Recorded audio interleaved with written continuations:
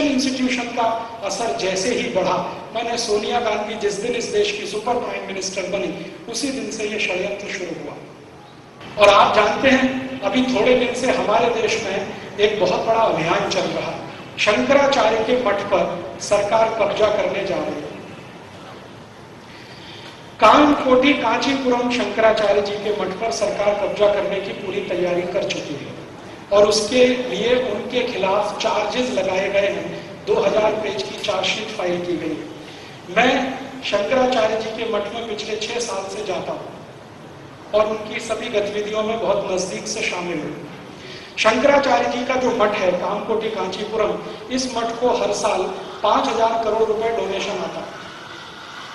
5000 करोड़ रुपए डोनेशन आता है।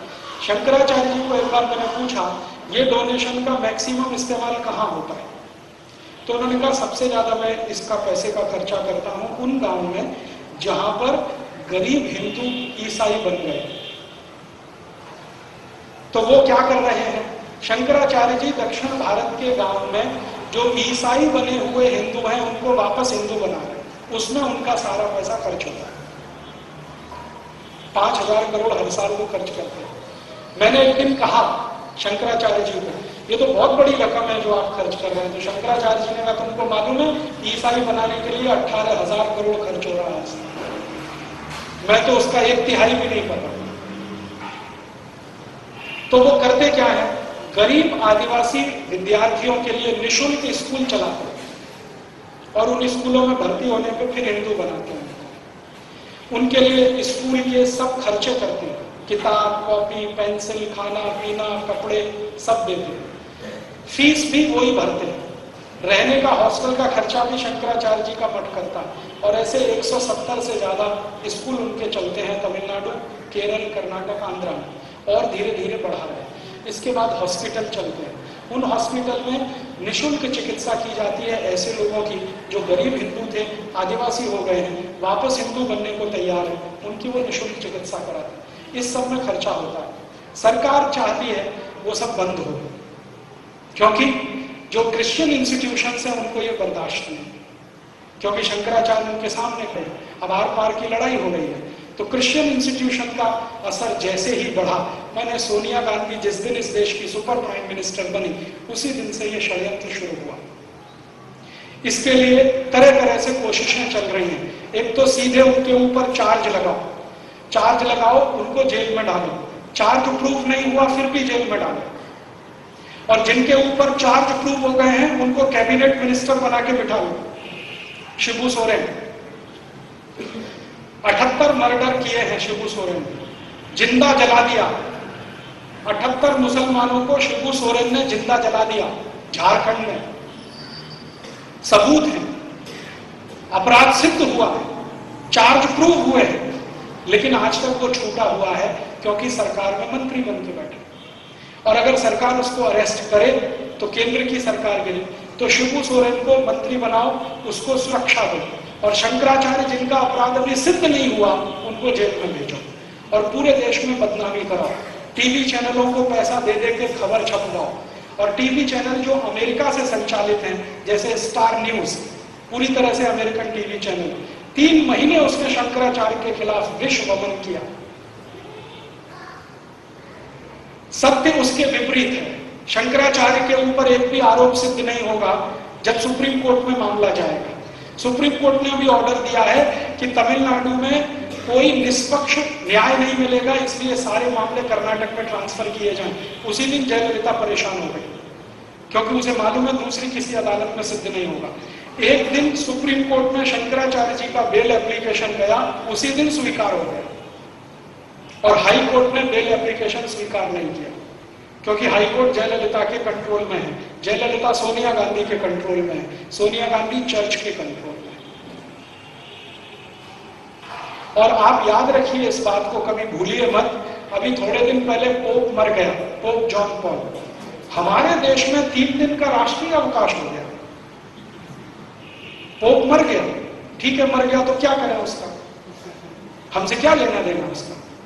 वेटिकन सिटी 3 दिन का करे या 30 दिन का, हमें उससे क्या लेना देना। अमेरिका करे, यूरोप करे, क्या।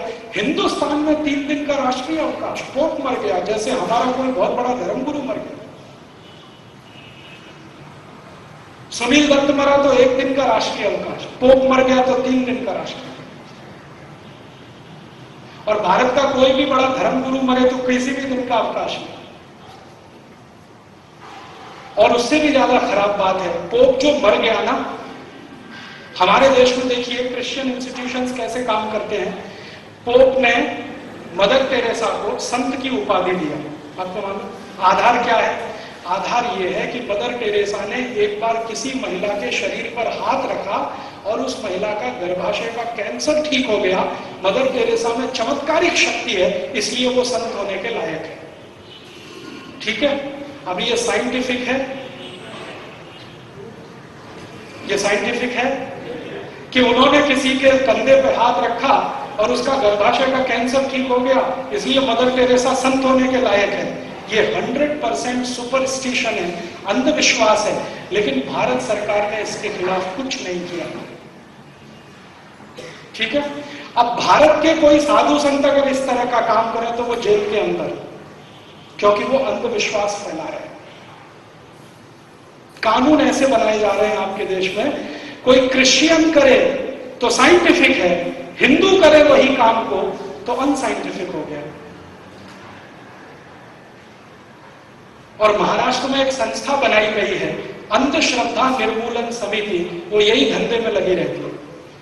क्रिश्चियन लोग कुछ भी करें उसको दिखाई नहीं देता, मुसलमान कुछ भी करे दिखाई नहीं देता, हिंदू कुछ भी करे उसके पीछे हाथ धोके पड़े रहते हैं अंधश्रद्धा निर्मूलन समिति वाले। मेरे बहुत सारे दोस्त हैं जो उसमें काम करते हैं, मेरा उनका यही झगड़ा रहता है कि तुमको अंधश्रद्धा हिंदुओं में दिखाई देती है, ईसाइयों में नहीं दिखाई देती। मदर टेरेसा से ज्यादा अंधविश्वासी कौन होगा जो किसी के हाथ रख दे कंधे पर और कैंसर ठीक कर दे? अगर ऐसा होने लगे तो मदर टेरेसा ने पोप जॉन पॉल पे हाथ क्यों नहीं रखा? उनको तो पार्किंसन डिसीज था 20 साल से। पोप जॉन पॉल को तो पार्किंसन था ना 20 साल से। मदर टेरेसा ने क्यों नहीं हाथ रख दिया? पोप जॉन पॉल क्यों नहीं ठीक हो गए? अभी थोड़े दिन पहले एक बेनी हिन नाम का हिंदुस्तान में ईसाई पादरी आया, बेनी हिन। उसका बेंगलोर में बहुत बड़ा फंक्शन हुआ। तो उस फंक्शन में वो तमाशा क्या करता, आपको ईसाई बनने का है, वो संत परिवार उसमें जाइए, सभा में जाइए, वो भाषण करेगा, 10 लोग खड़े हो जाएंगे, वो बोलेंगे इसका भाषण सुन के मेरा कान ठीक हो गया, इसका भाषण सुन के मेरी आंखों की रोशनी ठीक हो गई, इसने भाषण किया तो मेरे शरीर के सारे खून में कोलेस्ट्रॉल कंटेंट खत्म हो गया, इसका भाषण सुन के तो मुझे हार्ट अटैक आना बंद हो गया। ये बेनी हिन तमाशा करता है। फिर 20 लोग ये सुना देते हैं, सब लोग कहते हैं हाँ हाँ बहुत अच्छा है, तो आप भी ऐसा करो, तो आप सब ईसाई हो जाओ। हाँ हाँ हम हो जाएंगे, गले में चर्च डाल देते हैं, क्रॉस, ऐसे ये सब तमाशा होता है। बेंगलोर में उसका कार्यक्रम हुआ। ठीक है, हमारे भारत के बहुत सारे संगठनों ने सरकार को पूछा कि ये अगर बेनी हिन कर रहा है तो ये सांप्रदायिकता नहीं है, ये धर्मनिरपेक्षता है क्या? अगर कोई ईसाई ये सब करता है तो धर्मनिरपेक्ष है, कोई हिंदू संगठन करे तो सांप्रदायिक है, ये तुम्हारी डेफिनेशन क्या है? तो कहा गया कि बेनी हिन भारत का मेहमान है। तो हमने कहा कि देखो बेनी हिन ने ये सब तमाशा किया, उसमें पैसे इकट्ठे किए उसने, किसी ने 50 दिए, किसी ने 100। मैंने कहा इनकम टैक्स वालों को कहो कि ये सब भी इनकम पे टैक्स लगे। उन्होंने कहा ये तो टैक्स फ्री इनकम है, क्योंकि चर्च की सारी इनकम टैक्स दी, चर्च के नाम पे कलेक्शन किया। अभी अगले साल फिर बेनी हिन आएगा, कुछ भी करेगा, अपने नाम से हिंदुस्तान में कोई धंधा भी करेगा तो वैट नहीं देना है और इनकम टैक्स भी नहीं देना है, क्योंकि वो इंटरनेशनल ऑर्गेनाइजेशन। इस तरह के कानून इस देश में बन रहे हैं और हम खामोशी के साथ अगर इनको सहन कर रहे हैं तो ये हमारी कमजोरी है और हमारी आने वाली पीढ़ी के लिए बहुत बड़ा खतरा है। आज अगर हम खड़े होकर इसका विरोध नहीं करेंगे तो कल कुछ बचेगा नहीं इस देश में जिसको आप बचाना चाहें। अगर धर्म गया, संस्कृति जाएगी, सभ्यता जाएगी।